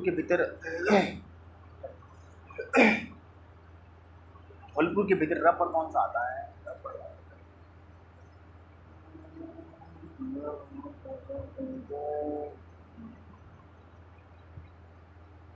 वन विहार जो अभ्यारण्य हुआ उसके बाद बात करोगे करके तो हमारे सामने एक वन विहार र करके ऐसा कुछ आता है कि मैं भूल रहा हूँ। र पर कुछ ऐसा अभ्यारण्य आता है जो धौलपुर के भीतर स्थित 1955 मैं बता दूँ वन विहार अभ्यारण्य के बाद बात करो वन विहार र पर ऐसा कुछ अभ्यारण्य आता है, मैं नाम बोल रहा हूँ, जो तो धौलपुर के भीतर स्थित है। उसकी भी स्थापना 1955 के भीतर की गई थी। उसके बाद रख के मतलब कि केसरबाग करके एक अभ्यारण्य जो है वो आता है। केसरबाग अभ्यारण्य वो अभ्यारण्य राजस्थान के भीतर केडी धौलपुर के भीतर स्थित है। केसरबाग अभ्यारण्य की भी स्थापना जो की थी 1955 के भीतर की गई थी। इस बात को याद रखे। केसरबाग अभ्यारण्य जो हुआ वो हमारे सामने नहीं आता है। इस बात को याद रखें। केसरबाग अभ्यारण्य वो अभ्यारण्य जो केडी धौलपुर के भीतर स्थित है। केसरबाग अभ्यारण्य की भी जो स्थापना की गई थी करके वो 1955 के भीतर उसकी जो स्थापना थी वो की गई थी। इस बात को याद जो है वो याद रखें। यदि अपन और बात करें तो केसरबाग अभ्यारण्य के बाद बात करोगे तो हमारे सामने सवाई माधोपुर जो अभ्यारण्य हुआ वो आता है। सवाई माधोपुर अभ्यारण्य वो अभ्यारण्य सवाई माधोपुर के भीतर स्थित है। सवाई माधोपुर अभ्यारण्य की जो स्थापना की गई थी वो 1955 के भीतर की गई थी। इस बात को केसरबाग अभ्यारण्य के बाद सवाई माधोपुर अभ्यारण्य आता है। सवाई माधोपुर अभ्यारण्य वो अभ्यारण्य जो राजस्थान के भीतर सवाई माधोपुर के भीतर स्थित है। सवाई माधोपुर अभ्यारण्य की जो स्थापना की गई थी वो 1955 के भीतर ही सवाई माधोपुर अभ्यारण्य की स्थापना की गई थी। इस बात को सज्जनगढ़ अभ्यारण्य तक अपने पढ़ चुके हैं। सज्जनगढ़ अभ्यारण्य के बाद बात करोगे तो हमारे सामने माउंट आबू अभ्यारण्य जो हुआ वो आता है। माउंट आबू अभ्यारण्य वो सिरोही के भीतर स्थित है। माउंट आबू अभ्यारण्य की जो स्थापना की थी वो 2008 के भीतर माउंट आबू अभ्यारण्य की जो स्थापना है 2008 के भीतर माउंट आबू जो अभ्यारण्य एक्चुअली हुआ उसकी स्थापना करनी होती है। इस बात को याद जो है वो याद रखें।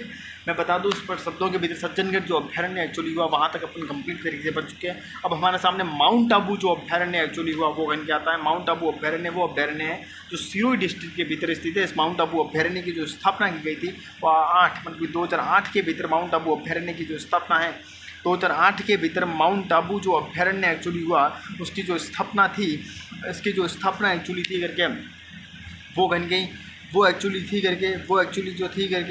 गई थी। इस बात को याद जो है माउंट आबू अभ्यारण्य की बात करोगे तो माउंट आबू अभ्यारण्य वो अभ्यारण्य जो जंगली मुर्गों के लिए काफ़ी प्रसिद्ध है। इस बात को याद रखें। माउंट आबू अभ्यारण्य वो अभ्यारण्य जो जंगली मुर्गे जो एक्चुअली हो जंगली मुर्गों के लिए काफ़ी प्रसिद्ध हैं, काफ़ी फेमस है। इस बात को याद रखें। और यदि माउंट आबू अभ्यारण्य के बारे में यदि माउंट आबू अभ्यारण्य राजस्थान का सबसे टॉलेस्ट सबसे ऊंचा अभ्यारण्य है। माउंट आबू जो अभ्यारण्य है वो राजस्थान का सबसे टॉलेस्ट सबसे ऊंचा अभ्यारण्य जो है वो कहीं है। डिगली पटेरा आबू एनसीस या फिर अंबर तरी जो औषधीय पौधा है पूरे विश्व के अंतर्गत माउंट आबू अभ्यारण्य या फिर माउंट आबू क्षेत्र सिरोही के अंतर्गत पाया जाता है। इस बात को करके डिगली पटेरा आबू एनसीस या फिर अंबर तरी करके औषधीय पौधा जो है करके वो कहीं या तो सिरोही डिस्ट्रिक्ट के भीतर पूरे के पूरे या फिर माउंट आबू क्षेत्र के अंतर्गत या फिर माउंट आबू अभ्यारण्य के भीतर पाया जाता है। इस बात को करके राज्य सरकार के द्वारा इस माउंट आबू के क्षेत्र को इको सेंसिटिव जोन यानी कि आप कह सकते पर्यावरणीय संवेदनशील क्षेत्र के रूप में घोषित जो है वो किया गया है। इस बात माउंट आबू जो क्षेत्र एक्चुअली है इसे राज्य सरकार के द्वारा इको सेंसिटिव जोन यानी कि पर्यावरणीय संवेदनशील क्षेत्र एक्चुअली जो हुआ करके उसके रूप में घोषित जो है डिक्लेयर जो है वो कहीं किया गया है। इस बात को याद जो है वो याद रखें। यदि अपन और बातें करें तो क्या बातें की जा सकती बताइए। यदि अपन और बातें करें तो क्या बातें कर सकते बताइए। तो मैं बता दूं कि माउंट आबू अभ्यारण्य के बाद राजस्थान के भीतर प्रमुख जो वन्यजीव अभ्यारण्य आता है वो सरिस्का अभ्यारण्य जो वो आता है। सरिस्का अभ्यारण्य वो अभ्यारण्य जो अलवर के भीतर स्थित है। सरिस्का अभ्यारण्य की जो स्थापना की गई थी वो 2008 के बाद 2012 के भीतर सरिस्का अभ्यारण्य की जो स्थापना थी वो की गई थी। इस बात करके माउंट आबू अभ्यारण्य के बाद बात करोगे तो हमारे सामने सरिस्का अभ्यारण्य जो एक्चुअली हुआ करके वो गण के आता है। सरिस्का अभ्यारण्य राजस्थान के भीतर जो स्थित है वो अलवर डिस्ट्रिक्ट के भीतर स्थित है। सरिस्का अभ्यारण्य की जो स्थापना एक्चुअली वाकई गण जो की गई थी वो 2008 के बाद 2012 के भीतर सरिस्का अभ्यारण्य की जो स्थापना थी वो की गई थी। सरिस्का अभ्यारण्य वो अभ्यारण्य जो राजस्थान के भीतर सबसे छोटा अभ्यारण्य इस बात हुए। सरिस्का अभ्यारण्य वो अभ्यारण्य जो राजस्थान के भीतर सबसे छोटा अभ्यारण्य इस बात हुए। ये राजस्थान की टोटल 27 वन्यजीव अभ्यारण्य जो थे वो कहीं थे। अब राजस्थान के भीतर स्थित कुछ अन्य प्रकार के वन्यजीव अभ्यारण्य जो है वो आते हैं वो कौन कौन से आते थे। ये राजस्थान के भीतर स्थित टोटल 27 जो वन्यजीव अभ्यारण्य थे उन सब के बारे में अपन डिस्कशन किए हैं। अब हमारे सामने राजस्थान के भीतर स्थित कुछ अन्य प्रकार के वन्यजीव अभ्यारण्य जो है वो आते हैं। कौन कौन से आते हैं। गजनेर अभ्यारण्य राजस्थान के भीतर आता है। गजनेर अभ्यारण्य वो अभ्यारण्य है जो गजनेर नहीं बीकानेर के भीतर स्थित प्रमुख अभ्यारण्य है। इस बात को याद रखें। हमारे सामने गजनेर जो अभ्यारण्य हुआ वो आता है। गजनेर अभ्यारण्य वो अभ्यारण्य जो गजनेर नहीं बीकानेर ये बीकानेर के भीतर स्थित प्रमुख जो अभ्यारण्य एक्चुअली जो हुआ करके वो कहीं कहीं है, इस बात को याद जो है वो याद रख करके। मैं बता दूं करके गजनेर अभ्यारण्य वो अभ्यारण्य है जो जीबी बटबड़ पक्षी से रेत का तीतर कहा जा सकता है उसके लिए प्रसिद्ध है, इस बात को याद रखें। गजनेर अभ्यारण्य वो अभ्यारण्य जो जीबी आप कह सकते हो बटबड़ पक्षी से रेत का तीतर कहा जा सकता है, उसके लिए कहीं गजनेर अभ्यारण्य प्रसिद्ध है, फेमस है, इस बात को याद रखें। गजनेर महल कह दो या फिर गजनेर झील कह दो वो इसी गजनेर अभ्यारण्य के अंतर्गत आती है, इस बात को याद रखें। गजनेर महल कह दो या फिर गजनेर झील कह दो वो इसी गजनेर अभ्यारण्य के अंतर्गत आती है, इस बात को याद रखें। गजनेर अभ्यारण्य के बाद बात करोगे तो हमारे सामने एक भैरवदेव डांकव अभ्यारण्य आता है। भैरवदेव डांकव अभ्यारण्य वो अभ्यारण्य जो भी नहीं है अलवर डिस्ट्रिक्ट के भीतर स्थित प्रमुख अभ्यारण्य है, इस बात को याद रखें। ये जो भैरवदेव डांकव जो अभ्यारण्य है से स्थानीय लोगों ने अपने स्तर पर अभ्यारण्य जो है वो कहीं डिक्लेयर कर दिया गया है, घोषित जो है वो कहीं कर दिया है, इस बात को याद रखें। मैं बहुत ही अच्छे शब्दों के भीतर बता दूं गजनेर अभ्यारण्य की बात करोगे तो हमारे सामने भैरवदेव डांकव अभ्यारण्य जो हुआ आता है। भैरवदेव डांकव अभ्यारण्य वो अभ्यारण्य जो भी नहीं है अलवर डिस्ट्रिक्ट के भीतर स्थित प्रमुख अभ्यारण्य जो हुआ वो कहीं है। भैरवदेव डांकव अभ्यारण्य वो अभ्यारण्य है जो कहीं न कहीं जिसे कहीं स्थानीय लोगों ने अपने स्तर पर कहीं अभ्यारण्य जो है वो डिक्लेयर कर दिया गया है, इस बात को याद रखें। उसके बाद बात करें तो बात आती है कि राजस्थान के भीतर क्षेत्रफल की दृष्टि से सबसे बिगेस्ट सबसे बड़ा जो अभ्यारण्य है वो कौन सा राष्ट्रीय मरु अभ्यारण्य है से डेजर्ट नेशनल पार्क कहा जा सकता है, जो क्षेत्रफल की दृष्टि से राजस्थान का सबसे बड़ा अभ्यारण्य है, इस बात को याद रखें। क्षेत्रफल की दृष्टि से राजस्थान का सबसे बिगेस्ट सबसे बड़ा जो अभ्यारण्य है वो राष्ट्रीय मरु अभ्यारण्य से डेजर्ट नेशनल पार्क कहा जा सकता है, जो क्षेत्रफल की दृष्टि से राजस्थान का सबसे बड़ा कहीं का अभ्यारण्य है। राष्ट्रीय मरु अभ्यारण्य डेजर्ट नेशनल पार्क के बाद बात करें तो क्षेत्रफल की दृष्टि से राजस्थान का सबसे बड़ा अभ्यारण्य जो है वो कैला देवी अभ्यारण्य है, जो करौली या फिर सवाई माधोपुर के भीतर स्थित है, इस बात को याद रखें। राष्ट्रीय मरु अभ्यारण्य हुआ जिसे डेजर्ट नेशनल पार्क कहा जाता है, उसके बाद क्षेत्रफल की दृष्टि से राजस्थान का सबसे बड़ा जो अभ्यारण्य एक्चुअली जो है वो कैला देवी अभ्यारण्य, जो कैला देवी अभ्यारण्य करौली या फिर सवाई माधोपुर के भीतर स्थित है, इस बात को करौली अभ्यारण्य के बाद बात करोगे क्षेत्रफल की दृष्टि से राजस्थान का सबसे बड़ा जो अभ्यारण्य एक्चुअली आता है वो कुंभलगढ़ अभ्यारण्य आता है, इस बात को याद रखें।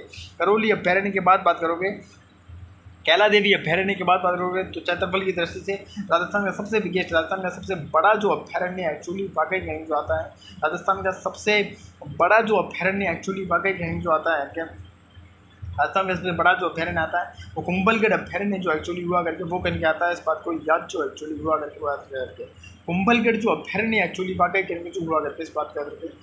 कुंभलगढ़ जो अभ्यारण्य एक्चुअली वाकई कहीं में जो हुआ करके, इस बात को याद रखें। उस कुंभलगढ़ अभ्यारण्य के बाद बात करोगे क्षेत्रफल की दृष्टि से राजस्थान का सबसे बिगेस्ट सबसे बड़ा जो अभ्यारण्य आता है वो राष्ट्रीय चंबल घड़ियाल अभ्यारण्य जो हुआ था, इस बात को क्या मैं बता दूं करके इस पर शब्दों के भीतर मैं बहुत ही अच्छे और बहुत ही शानदार जो शब्द एक्चुअली जो हुए करके उन शब्दों के भीतर बता दूं करके कि हमारे सामने जो है कुंभलगढ़ अभ्यारण्य के बाद बात करोगे क्षेत्रफल की दृष्टि से राजस्थान का सबसे बड़ा जो अभ्यारण्य आता है वो राष्ट्रीय चंबल घड़ियाल जो अभ्यारण्य हुआ वो आता है, इस बात को क्षेत्रफल की दृष्टि से राजस्थान का सबसे छोटा जो अभ्यारण्य सरिस्का अभ्यारण्य है। क्षेत्रफल की दृष्टि से राजस्थान का सबसे छोटा अभ्यारण्य यदि कोई है तो वो सरिस्का अभ्यारण्य। सरिस्का अभ्यारण्य के बाद बात करोगे राजस्थान के भीतर क्षेत्रफल की दृष्टि से सबसे छोटा जो अभ्यारण्य एक्चुअली जो है वो सबसे सज्जनगढ़ अभ्यारण्य है। सरिस्का अभ्यारण्य के बाद बात करोगे तो क्षेत्रफल की दृष्टि से राजस्थान का सबसे छोटा अभ्यारण्य जो है वो सज्जनगढ़ अभ्यारण्य। सज्जनगढ़ अभ्यारण्य के बाद बात करोगे क्षेत्रफल की दृष्टि से राजस्थान का सबसे छोटा अभ्यारण्य जो है सत्ता ताल चापर अभ्यारण्य। सज्जनगढ़ अभ्यारण्य के बाद बात करोगे राजस्थान के भीतर क्षेत्रफल की दृष्टि से सबसे छोटा अभ्यारण्य यदि कोई है सत्ता ताल चापर अभ्यारण्य, इस बात को ताल चापर अभ्यारण्य के बाद बात करोगे तो हमारे सामने क्षेत्रफल की दृष्टि से राजस्थान के भीतर सबसे छोटा अभ्यारण्य यदि कोई है तो ताकि केसरबाग अभ्यारण्य है। तो केसरबाग अभ्यारण्य वो अभ्यारण्य है जो केडी धौलपुर के भीतर स्थित है, इस बात को याद रखें।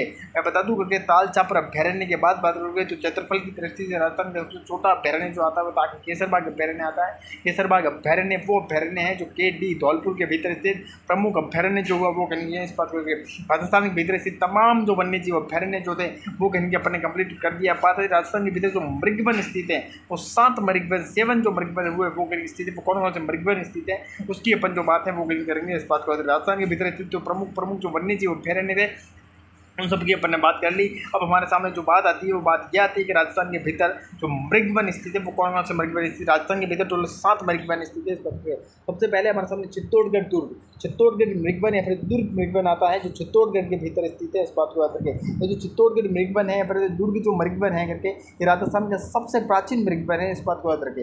मैं बता दूँ इस पर शब्दों के भीतर राजस्थान के भीतर पहला जो मृगवन आता है वो चित्तौड़गढ़ दुर्ग चित्तौड़गढ़ मृगवन और दुर्ग मृगवन आता है जो चित्तौड़गढ़ के भीतर जो चित्तौड़गढ़ मृगवन है फिर दुर्ग के जो मृगवन है ये राजस्थान का सबसे प्राचीन ओल्डेस्ट कहेंगे मृगवन है। इस बात में चित्तौड़गढ़ मृगवन के बाद बात करोगे तो हमारे सामने जो एक्चुअली है वो सज्जनगढ़ मृगवन जो हुआ वो आता है। सज्जनगढ़ मृगवन वो मृगवन है जो सब उदयपुर के भीतर स्थित प्रमुख मृगवन है। चित्तौड़गढ़ मृगवन के बाद बात करोगे तो हमारे सामने सज्जनगढ़ मृगवन आता है। सज्जनगढ़ मृगवन वो मृगवन है जो सब उदयपुर के भीतर स्थित प्रमुख मृगवन है। इस बात को सज्जनगढ़ मृगवन के बाद बात करोगे तो हमारे सामने संजयगढ़ मृगवन आता है। संजयगढ़ मृगवन वो मृगवन है संजय उद्यान करके एक मृगवन आता है। संजय उद्यान वो मृगवन है जो कहेंगे संजय जयपुर के भीतर शाहपुरा करके जगह पड़ती है जयपुर के भीतर, वहाँ पर स्थित प्रमुख मृगवन है। इस पर सज्जनगढ़ जो कहेंगे मृगवन हुआ उसके बाद बात करते हैं तो संजय उद्यान करके मृगवन आता है। संजय उद्यान करके जो मृगवन एक्चुअली जो है संजय जयपुर के भीतर शाहपुरा करके जगह पड़ती है, शाहपुरा जयपुर के भीतर संजय जो उद्यान करके मृगवन जो हुआ करके वो कहेंगे स्थित है। इस बात को याद जो एक्चुअली वाकई करने जो है उनके वो याद जो एक्चुअली है कहते हैं वो याद जो एक्चुअली वाकई करने जो है वो याद करेंगे। मैं बहुत ही अच्छे शब्दों के भीतर करने की बात कर रहा हूँ याद करके। संजय उद्यान करके जो मृगवन एक्चुअली हुआ करके उसके बाद बात करोगे करके संजय उद्यान करके जो मृगवन एक्चुअली हुआ करके उसके बाद यदि बात करोगे करके तो प्रमुख जो मृगवन हमारे सामने आता है करके वो खेजड़ली अमृता देवी मृगवन जो हुआ वो आता है। अमृता देवी मृगवन राजस्थान के भीतर स्थित है, वो खेजड़ली जोधपुर के भीतर स्थित है। इस बात को याद रखें। मैं बता दूँ करके संजय जो मृगवन हुआ उसके बाद राजस्थान के भीतर अमृता देवी मृगवन आता है। अमृता देवी मृगवन वो है जो कहेंगे एक प्रकार से खेजड़ली जो जगह है कहेंगे जोधपुर के भीतर वहाँ पर स्थित है। अमृता देवी मृगवन के बाद बात करोगे तो राजस्थान के भीतर प्रमुख जो मृगवन आता है वो कौन सा आता है बताइए। मैं बता दूं कि अमृता देवी जो मृगवन हुआ उसके बाद बात करोगे तो कौन सा मृगवन आता है बताइए कि अमृता देवी मृगवन के बाद बात करोगे अमृता देवी मृगवन के बाद बात करोगे तो नाहरगढ़ मृगवन आता होगा शायद। नाहरगढ़ मृगवन वो है जो जयपुर के भीतर स्थित है। नाहरगढ़ मृगवन आता है जो कहेंगे जयपुर के भीतर स्थित है। इस बात को याद रखें। नाहरगढ़ मृगवन के बाद बात करेंगे तो अभेड़ा जो कहेंगे मृगवन हुआ वो आता होगा। जो अभेड़ा मृगवन जो है कोटा के मृगवन शायद भूल रहे हैं, मृगवन को फिर से अपन रिवाइज जो है वो एक बार कर देंगे। मृगवन के बाद बात करें राजस्थान के भीतर प्रमुख बायोलॉजिकल पार्क या जैविक उद्यान की बात है। राजस्थान के भीतर 4 प्रमुख बायोलॉजिकल पार्क या 4 प्रमुख जैविक उद्यान जो हुए वो कहीं स्थित है। 4 प्रमुख बायोलॉजिकल पार्क या 4 प्रमुख जैविक उद्यान जो हुए कौन कौन से स्थित है बताइए। भूल जाइए यही है, यहीं पर रहते हैं। ऐसा कैसा निवास है बता दें।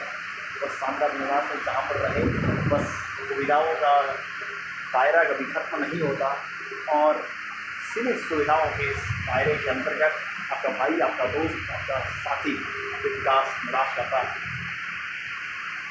मैं बता दूँ स्पष्ट शब्दों के भीतर बता दूँ करके यदि अपन आगे और बात करें तो अपन बात आती है कि राजस्थान के भीतर जो बायोलॉजिकल पार्क स्थित जैविक उद्यान जो स्थित है वो 4 प्रमुख बायोलॉजिकल पार्क 4 प्रमुख जैविक उद्यान एक सज्जनगढ़ करके एक बायोलॉजिकल पार्क या फिर जैविक उद्यान आता है जो राजस्थान के भीतर सब उदयपुर के भीतर स्थित प्रमुख जैविक उद्यान प्रमुख बायोलॉजिकल पार्क है। इस बात को करके राजस्थान के भीतर सज्जनगढ़ करके एक प्रमुख बायोलॉजिकल पार्क या फिर प्रमुख जैविक उद्यान जो हुआ वो आता है। ये जो सज्जनगढ़ जो बायोलॉजिकल पार्क है जैविक उद्यान जो है वो सब उदयपुर के भीतर स्थित प्रमुख बायोलॉजिकल पार्क जो हुआ वो कहेंगे है। इस बात को सज्जनगढ़ जो कहेंगे बायोलॉजिकल पार्क हुआ उसके बाद पता करोगे तो हमारे सामने माचिया सफारी जो कहेंगे माचिया सफारी जो पार्क आता है जो एक प्रकार का बायोलॉजिकल पार्क है जैविक उद्यान है जो जोधपुर के भीतर स्थित है। इस बात को याद रखें। सज्जनगढ़ जो बायोलॉजिकल पार्क हुआ उसके बाद बात करोगे तो हमारे सामने माचिया सफारी पार्क आता है जो बायोलॉजिकल पार्क है जो जैविक उद्यान है जोधपुर के भीतर स्थित।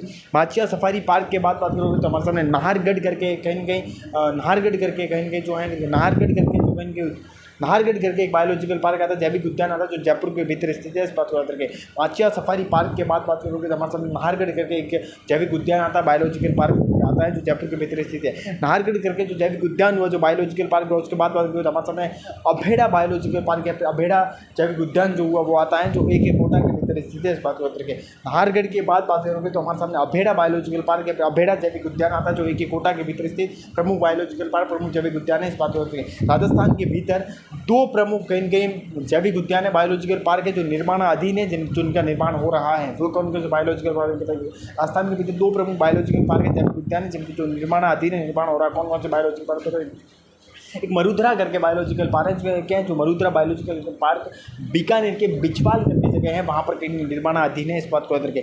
मरुधरा करके बायोलॉजिकल पार्क जैविक उद्यान है जो बीकानेर के बिचवाल करके जगह है वहाँ पर निर्माणाधीन है। इस बात को याद रखें। मरुधरा बायोलॉजिकल पार्क के साथ साथ बात को एक पुष्कर करके उद्यान आता है।